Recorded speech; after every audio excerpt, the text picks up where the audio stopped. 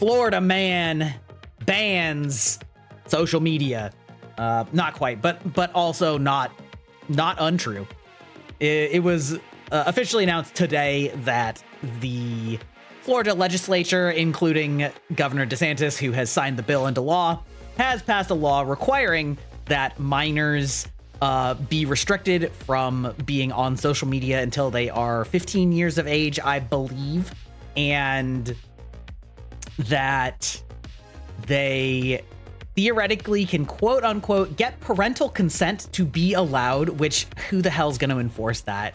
And social media sites will be required to provide means to fully erase the accounts of minors and, in vague terms, prevent them from making new accounts until they are of age, if the parent so requests, which is wild.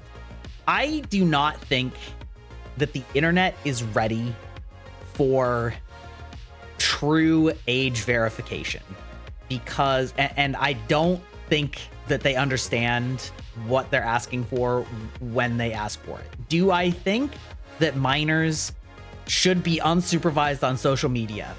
No. I think that it is a very important duty of parents to teach their children online literacy, media literacy, social media literacy, all sorts of things like that. And probably in schools as well. I think schools need to give a big concerted effort for media literacy. And much like when we were children, you know, your parents don't just like throw you out in the road and be like, figure it out. You know, they're like, hey, don't talk to strangers. It's scary. They can kidnap you and do bad things. Don't trust an adult that's offering you candy. Like, we already expect parents to teach children how to navigate these situations. It is important for parents to teach the values onto their children, but I do think that tech literacy is something in general that is important to teach and has been falling dramatically in the past couple of decades.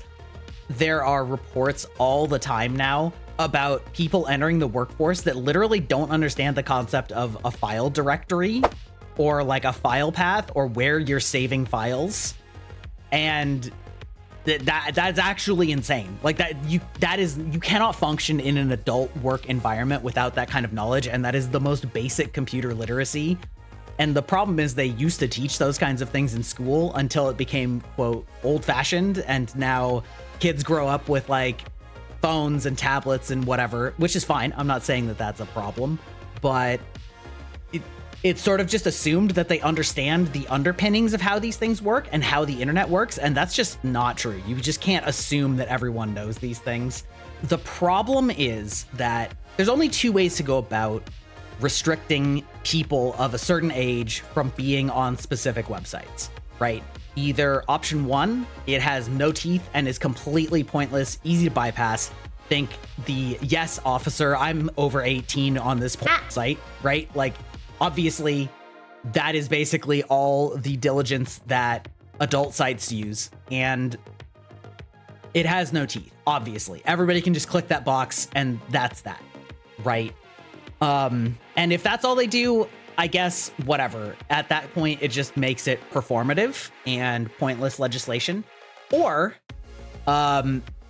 you make it have actual teeth and prove that you are not a minor. And how do you do that? The only way to do that is with government issued identification, and having government issued identification verified with your face.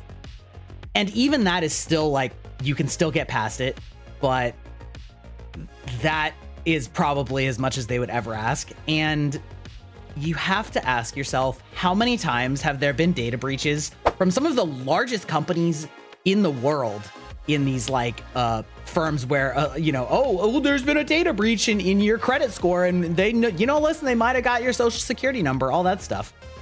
And then do you think that every site that falls under social media is going to have better or worse security than that? And if you require them to have identifying information of government issued documents, do you think that that will be safe?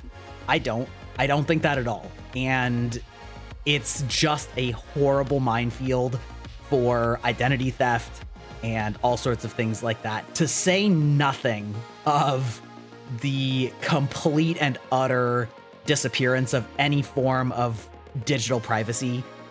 Because not only would those sites have a direct link to your ID, even if you're not paying them, but also the government could then subpoena it and get, they already can kind of do that, but it's at least a little bit more difficult with some level of anonymity on the internet.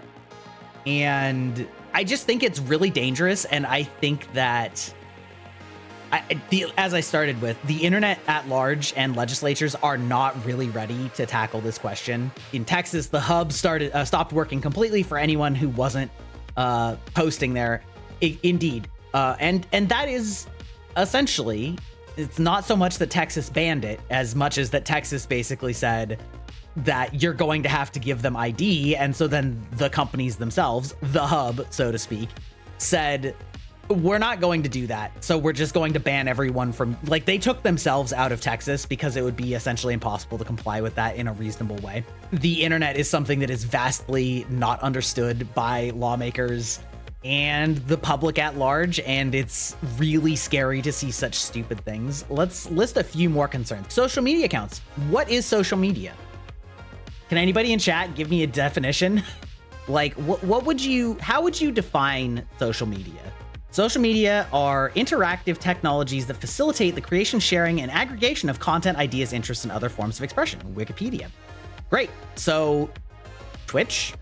Is Twitch social media? By that definition, absolutely. Is YouTube social media? Absolutely. Is a news site social media?